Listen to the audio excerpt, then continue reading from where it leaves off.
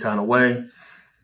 People will push you to those points to where you get upset and everything like that. And you'll notice after a while that, you're so past that at some point.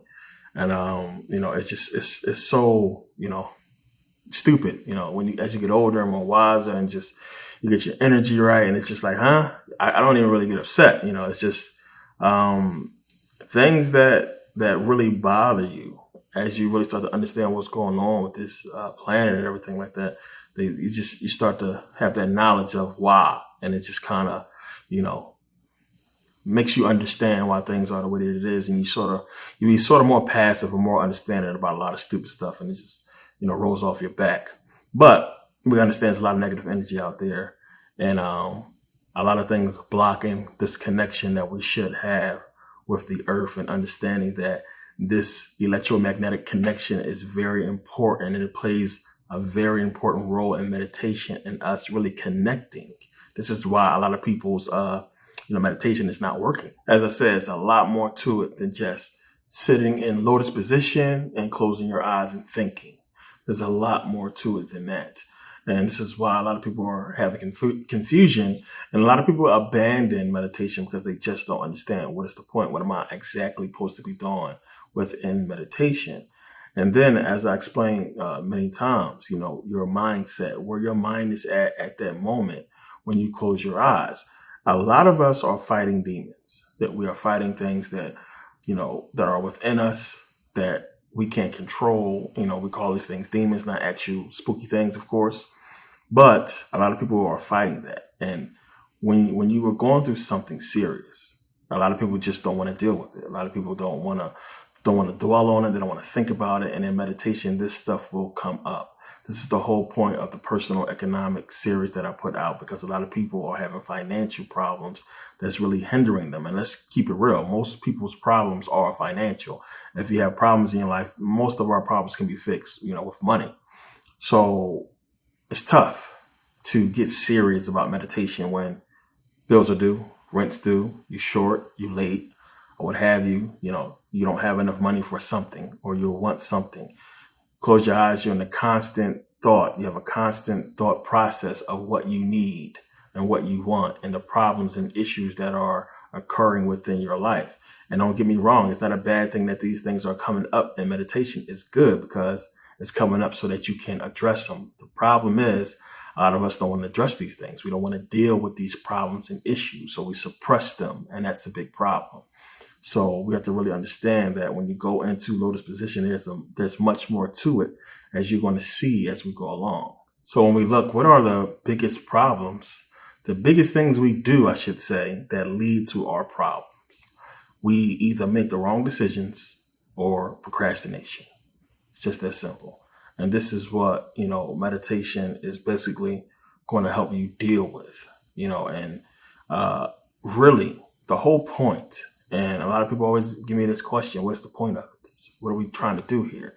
You are trying to program your subconscious to affect your consciousness.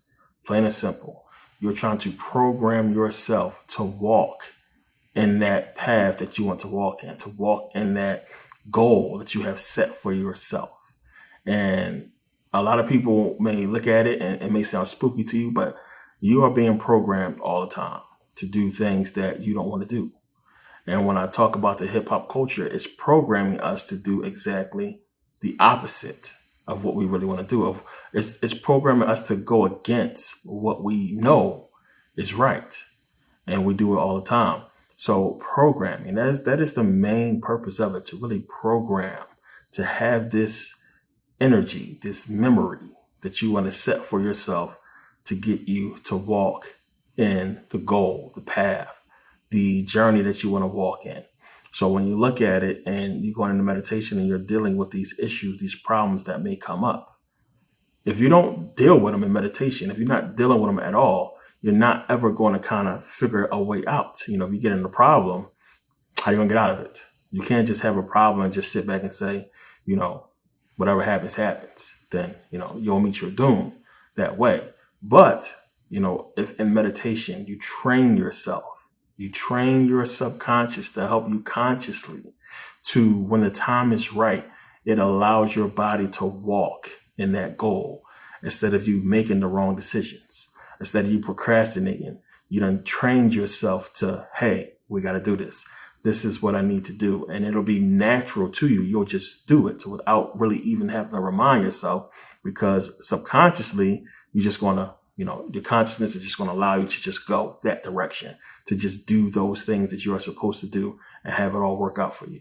Now, when I say we have to program ourselves, program your consciousness to allow you to act consciously, a lot of people may think that sounds spooky, it may sound weird to a lot of you. And again, the reason why I use the hip hop culture, because this is exactly what they're doing to us. They are programming us across the board. As I talked about before, in the calculated destruction video about how they can program us by remote control. Black community, plain and simple. So when you look at the fact that going to the hood, wherever you live at, and then go to another hood in another city, you're going to see the same stuff. How is it that across the board we can resonate with the same issues in different hoods across America? Think about that. I mean, the fact that you have the Black community, I can go to the hood in Philly and find the same things in the hood in Cali, the hood here in Vegas, and what is that?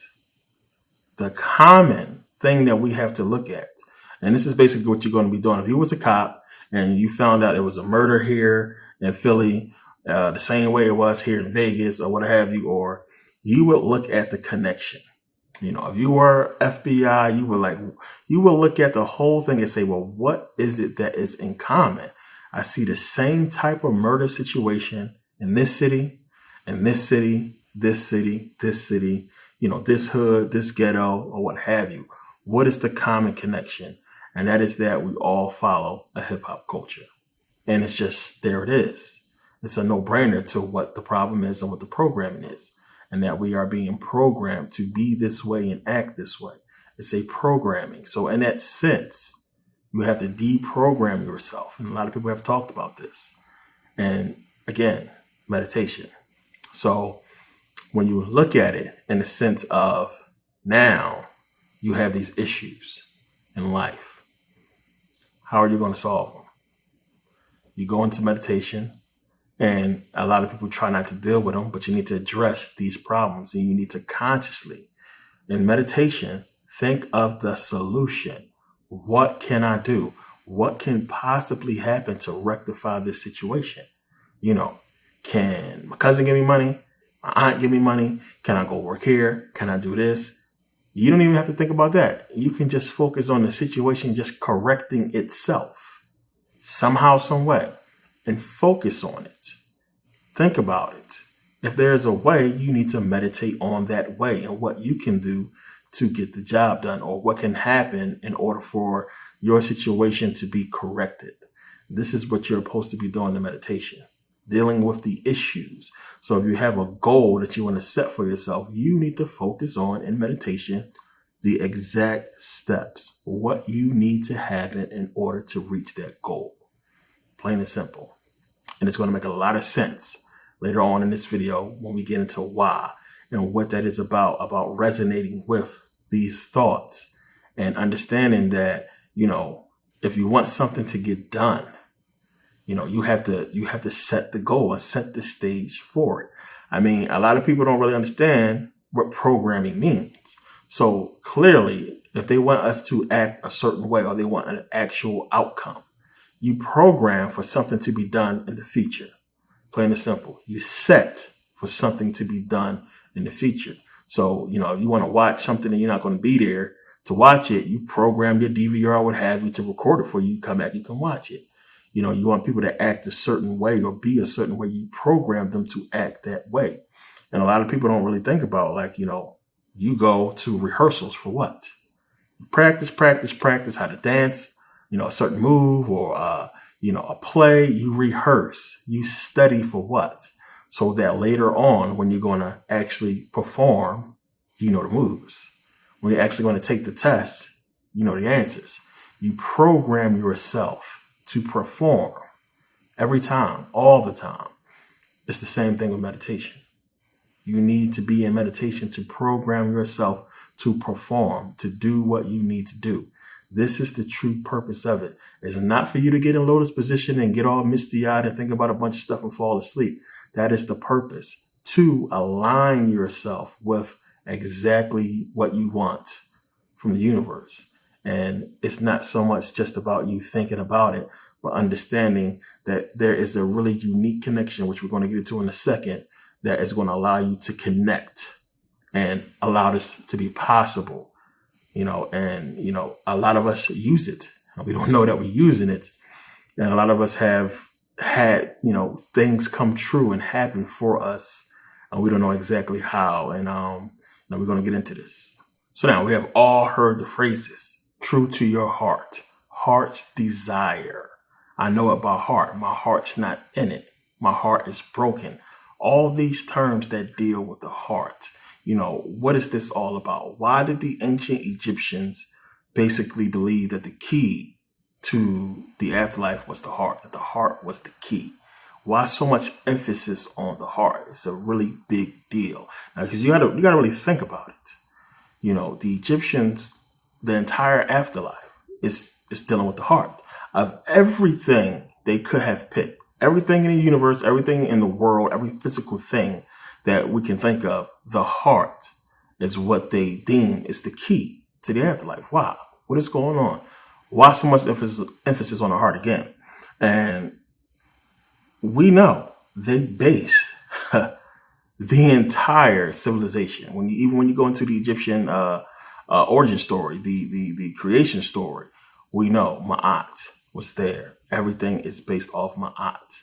Ma'at is truth. Plain and simple. It's because the heart tells no lies. The heart only gives us truth. Plain and simple. And the Egyptians talked about this in the Book of the Dead. And that there is the key, people. Truth. Plain and simple. And we can trace everything back to Kemet. And I always talk about this. Truth is it. Truth is how you connect. Truth is the key to connecting to the earth and connecting to its electromagnetic field and connecting to the universe. It's truth. It's going to make a lot of sense in a second when you understand that in truth, you have gotten a lot of things done. In truth, you have, realized and made a lot of things work in your favor without you really even realizing it, to tell you the truth. Many of us have been in situations where it seemed like it was no way out. It was tough.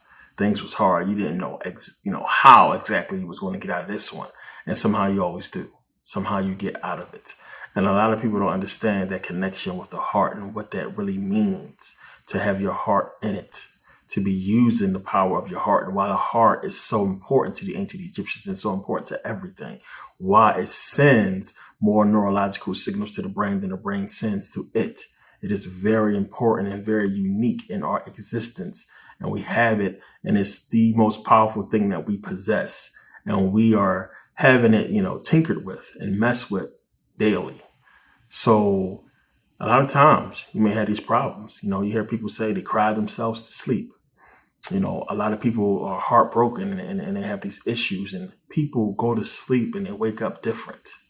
A lot of people don't understand that, when you have a problem that's really affecting you, giving you heartache, a lot of people don't want to address these problems and deal with it. And it's so painful and it's so serious that the subconscious breaks it down and has them deal with it in a dream state. And because it's so true that the connection is made and the message is put out to the universe, the next thing you know, your problem is over.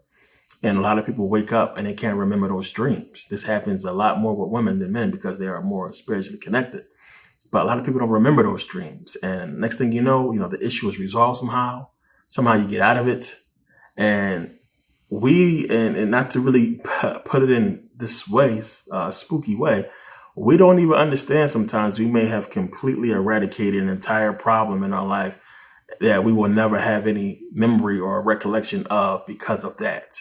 And a lot of problems completely disappear and go away. And things you may be seriously worried about because your heart was connected, because you had truth and that desire to get rid of the problem and fix the problem was rectified. So when you correlate this whole thing, when you add it to the mix of meditation, this is exactly what you want to happen, to where you are tapping in to, truth. You are being truthful in meditation. You're not going in meditation wishing.